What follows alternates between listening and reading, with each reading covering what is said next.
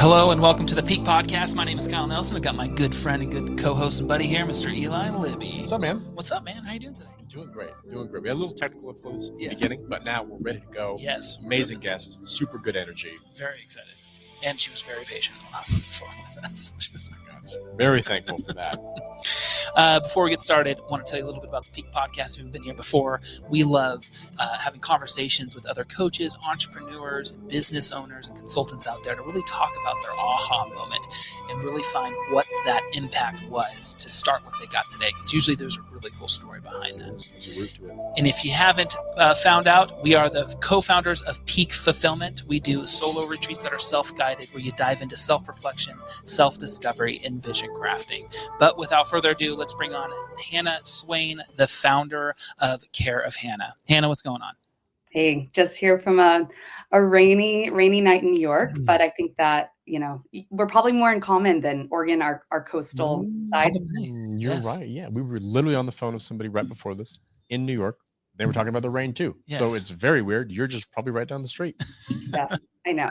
That's one of the best parts. Like you realize your circles in New York, like, oh, the mutual friends, you show up and there's, it's 1 degree of separation is definitely true. I've always wanted to go to New York. I know you've talked about coming to Oregon, so maybe we'll do a flip-flop. Maybe we'll just Perfect. do a swap. Exactly. We'll Yeah, stay I'll with swap. This is the holiday in real life. Yes, Yeah, it really is. Start edition. I haven't seen that movie. It's pretty good. And speaking of that, I have a great icebreaker for today, and it relates to that. Dude, it's weird. Okay, Hannah, favorite Christmas movie? Oh. Because we're around the Christmas time, and I'm going to ask everybody. You. Okay. Well, hit me with it. Unfortunately, I've already broke the punchline because it would definitely be the holiday. I sometimes wonder if it can be a Christmas movie or all time, movie in general, just because I think the themes are pretty evergreen: friendship, love, loss, all of these human emotions and connections. So I'm locking in that answer. But now, nice. I like it. I had a little bit of a lead up. You guys, I love it. Yeah, I've never seen it that up movie. a little bit. I've never seen that movie. It's really good. Okay, I think it's time. This is it. This is time to do it. Okay, It's like Jack Black's in it, right? Yes, Jack Black. It's like a serious role he does. Really? It's really good. Okay. Yeah. Kyle, what about you? National Lampoon's Christmas Vacation. Okay. 100%. It's actually my favorite movie ever. Yeah. Yes. I'd probably be that or Four Christmases. I'm a big yes. fan of Four. Have you seen that, Hannah? Yes. With Vince Vaughn. Yes. Yes. Oh, good quotable movies. It is. Yes. The I'm sensing a little bit more of a theme of like the deep emotions that are in this my selection, a little bit more of the, playfulness that's in your this is great. Yes. I think both of those things, honestly, that's perfect for entrepreneurship too. I feel like you need both sides of Sure. Yep. The yin and yang. Yes. Exactly. You need it. I'm the fun guy. He's the okay. I'm just kidding. Kidding. I'm good. Hannah, we're gonna get kicked off unless you wanted to say something at that point. Okay. Go for it. Hannah, Let's go. thank you so much for being here. Really excited to have you here. Tell us more about you, what you're up to now. Like, what is Care of Hannah? Let's start there. So this is my, mouthful of Care of Hannah is a fractional chief of staff agency for early stage startups. Depending on what agents or industry that you're in, that means something or it doesn't.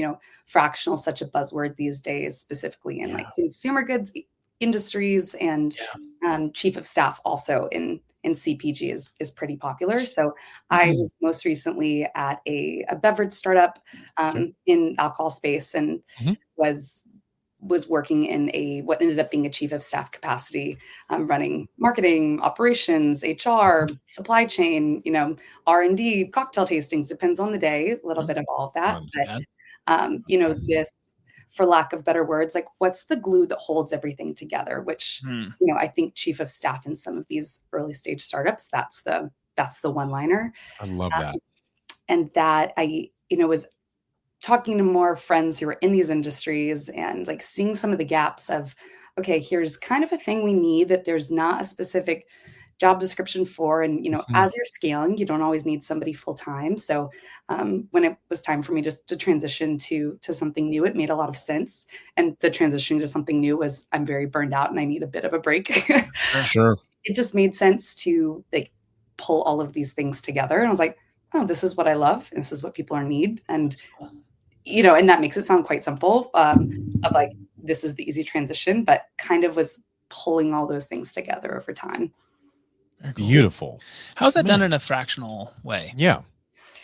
It's been an experiment, because from the brand side, I, saw this so specifically that certain weeks you're like, we need so much help. We need support on, almost full-time capacity one week. And the next you're like, it's not, it's a cyclical nature in startups, which I was like, this could be a problem with doing something fractional. Cause right now there's been one of me doing some things, and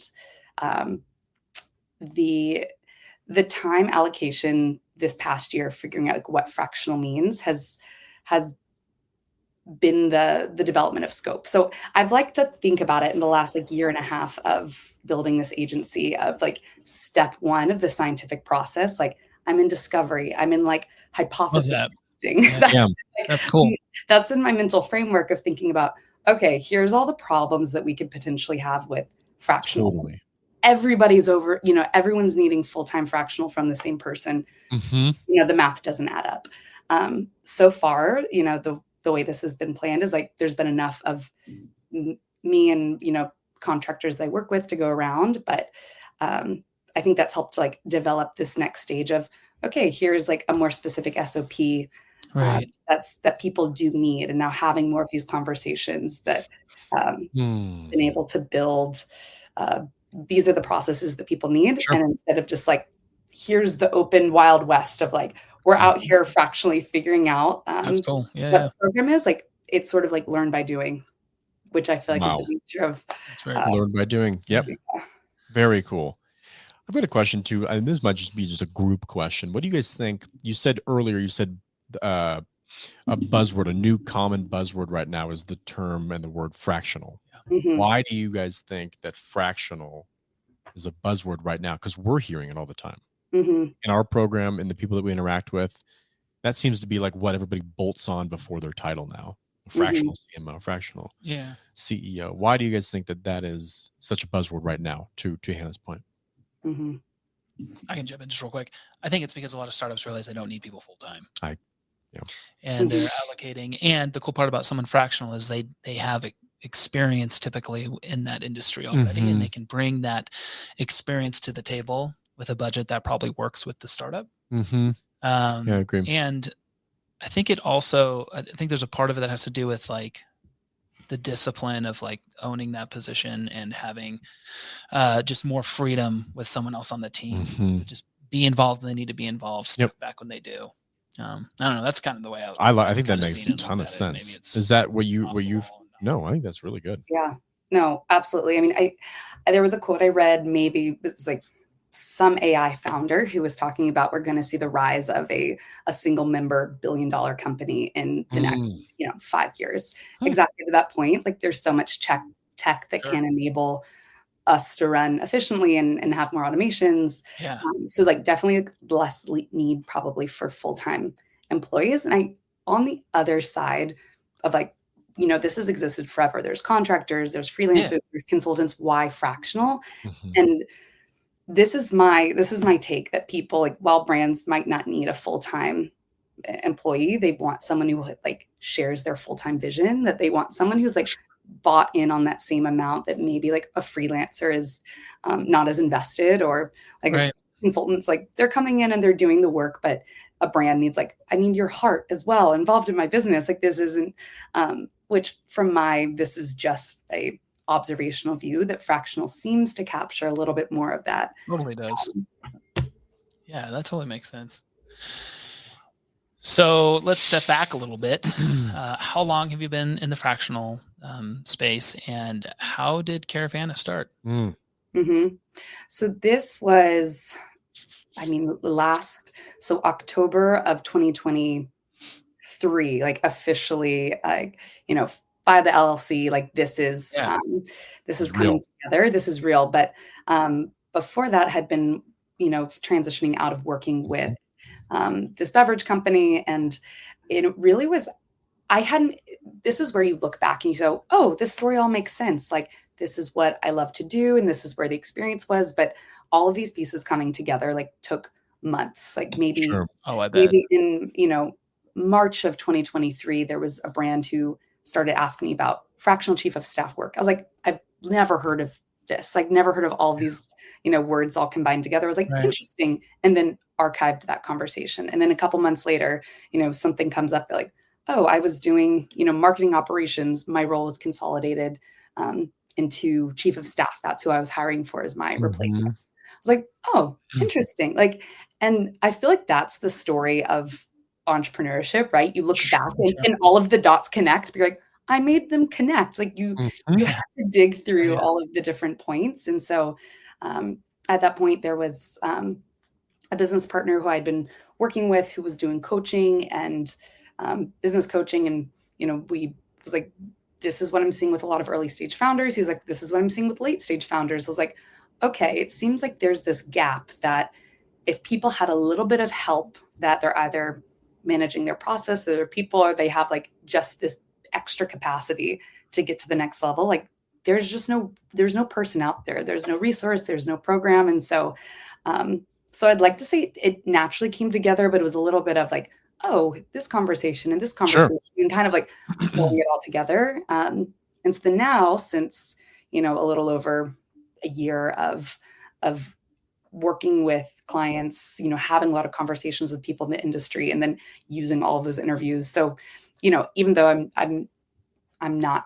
this is service-based and not tech, I was like, all right, we're having, I can follow a lot of these same protocols that work in industries, which, okay, this is the question they have for you guys. Cause maybe it's an end of the year sentiment, or maybe just I'm learning the importance of staying like inspired, or like vision, or like, what are things right now that you're like pulling in that are from an entirely different world? Like not you're not reading the next business book, or like, the next interview from, the leader in your field, but something inspiring, maybe outside of like into an adjacent field or beyond.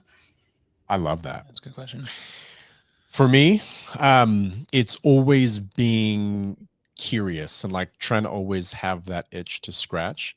So for me, it's about doing something more like with my hands, which we're typically behind a computer or we're coaching all the time. So it's that ability to do something more like with my hands, like around the house, or whether it's or learning a new skill, like stuff like that. Really gives me a lot of inspiration to always be learning. And that's something that we're very focused on, both like outside of work. And then really, I mean, it kind of is very in line with what we do, but being very intentional with everything. Like that gives me a lot of inspiration. And then the third one I'll say is just community. I think constantly surrounding yourself with a good community is inspiration every single day. We're lucky enough we have a great community here, and we have a great community that we've built in our program, that we get inspiration from our students, which is so cool. I get so fired up on it. Yeah. Oh, I love that. Yeah.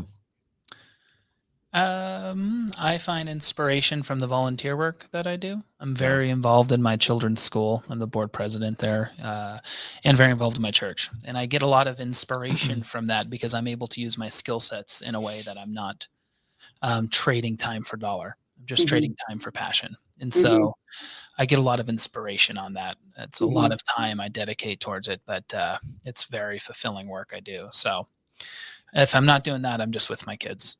I don't have any other time to do anything else. So at that point, that's so good. So that point right there, and there was an article I read, maybe it was a year ago, in The Atlantic, and it was talking about this concept of like telic versus atelic activities, of like using the Greek, telos, of like what the aim is of a thing that you're doing. And the argument was, okay, we are so focused in our like productive, knowledge-based working society, like it's all telic ends. And they're like, we need atelic hobbies. Like we need things that we're just spending time, and it's not for like, there isn't like 100% completion. Like it's something that can't be graded, which even now, like I'll have friends like, oh, I'm picking up like ceramics or this other hobby. And they're like, I'm going to turn it to an Etsy shop. I'm going to blah, blah, blah. I was like, I think this is losing the power of the restorative nature, but no, I doing more work. So good. Totally. Yeah. And you mentioned something, what we're getting a lot of right now, which is 2025 is coming. People are looking for inspiration. They're looking for this like clean reset or whatever they want to attribute that to. So we're seeing a lot of people come through our doors, but a common theme that we're seeing is people looking for inspiration and coming into the new year. Like, what is it that they are focused on? Like, what is their intention for 2025? Right. So inspiration is a huge part of that. And we've talked about it on podcasts, but people are just looking for anything small. Like, what is a word of the year that I can set to? That is my word of the year. Like, all of my decisions are kind of based around that one word. So it's an interesting time as we come into whoever's listening, we're coming into the new year, 2025 here, and inspiration is a huge part of that. Yeah. No, it's true. I think that some of the work I do with founders, depending on how clear they have their vision outlined, it's either spending more time on that or just developing, like, how do we set the steps that we're achieving? We're systematizing what your vision is, but that's the business vision, but there's also like maintaining the personal visions too, which, I definitely have gone through, like, all right, here's a SMART goal for every area of my life. And, certain times I was like, I have this entire spreadsheet mapped out, like how I'm going to, become fluent in French and also like have this in, whatever savings goals and just these really, on paper, like great goals. But I'm like, am I inspired by these set of things that I've created? I think the inspiration piece, that whatever is, I love that, maybe good and inspiring, it like balances out the discipline with also like motivation to keep, like, I actually want to achieve these goals, versus just maybe picking ones that are really popular in the moment. That intrinsic motivation, trying to get that aligned with your core values and who you are. What is your purpose? What is the time you're putting in, this limited time that we have on earth? Like, is that good? Is that being used for good? I think that's a huge part. How do you define, this is just a question I have for you, is how do you differentiate, I think more for the listeners, to chief of staff versus like an assistant or like an executive assistant? How do you draw the line there, and what are the differences in responsibilities for a chief of staff? So it's an interesting question, because in small stage, it does blur a little bit, but also oftentimes they'll be at a point where, founders are like unpacking boxes and, doing all of their own, dirty work too, that, so some of that is work that I end up taking on, but the bigger picture is like the strategy side. Like, okay, behind each, almost the same as like, all right, behind each of these goals, I'm so aware and locked in of like the vision driving all of this, that, okay, this is my new metaphor that I think hopefully will help illustrate this. Is anyone, if you're building a track, you're like, we have a railroad track. I need a more modern example, but we're going to go with railroad. Like laying track, like that is like, it's activity that you're doing, it's work that's being produced, and you could do like a really excellent job, like laying track. Assistant work is that. Chief of staff work is saying, this is the materials we're choosing, this is why it's cost effective, this is where we're going, this is how I'm going to organize people to achieve this. And you might end up getting down there and building it also, but everything else surrounding it, to materials, to direction, to who's involved and when it needs to be done. And, is it raining? How do we need to affect our plans to get ahead or behind on work, and who else are our stakeholders? These kind of considerations, that's where that's amazing. Falls on chief of staff side. Great way to put it. Yeah. I like it. I like the railroad. So there we go. Until we have something better. Yeah, we'll take you some. Well, Hannah, awesome. As we butt up to time, I did have a last question. If there was something that you hope that the audience kind of takes away from this conversation, or a message maybe that you have to them, what would that be? So I know that there is a lot of business owners, entrepreneurs, people in your audience that are really driven, really motivated, that's already a lot of their like their day-to-day and thoughts, and probably like media that's being consumed. And I think the message that I'm seeing, a whole separate thing, maybe future conversation talking about burnout, I think it's really important to have these other things about inspiration, about community, about atelic activities that you are being, just like your soul is being filled, and that overall like quality of life, what you're doing kind of that double bottom line conversation about like, I love are that. you enjoying the process of getting where you're Mhm. going? That just food for thought to let that sit and think about an answer heading into 2025. Yes, I love that. That is amazing. I do too. I came up with another inspiring thing that I do. I Okay, get great. thinking about it. During the Chickens? summer, yes. Well, my chickens, yes. But during the summer, I do lots of gardening. That's my thing. It's like I It have is. a big garden in the backyard and my flowers and all that stuff. So Did it kick off much yield? this year, the tomatoes did. Nice. Oh, a homegrown tomato. Okay, that's when I'm coming to Oregon. I'm going to come. Yes. Hey, there we go. Come hang out. Okay, Yeah, we'll garden. I mean, that's a Yeah. great retreat idea. Yeah. I have that so much to Love talk your about. house. All of these things. Yes. We need part I 4, know. 5, and 6 for Yes, for we'll chat a little bit in the post chat about Yeah. that stuff. It'll be awesome. excellent. Well, Hannah, thank you so much for your time. We appreciate it. And that was it. We really appreciate what you brought and the value that you brought to the conversation. I know I'm feeling the energy. I love it. Yes.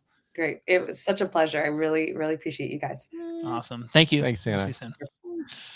Man, yeah, I'm fine. That's so good. I love the root. We're talking about like veggies. We're talking about gardening, and the root is inspiration. I love It that. is. I love Hannah's energy.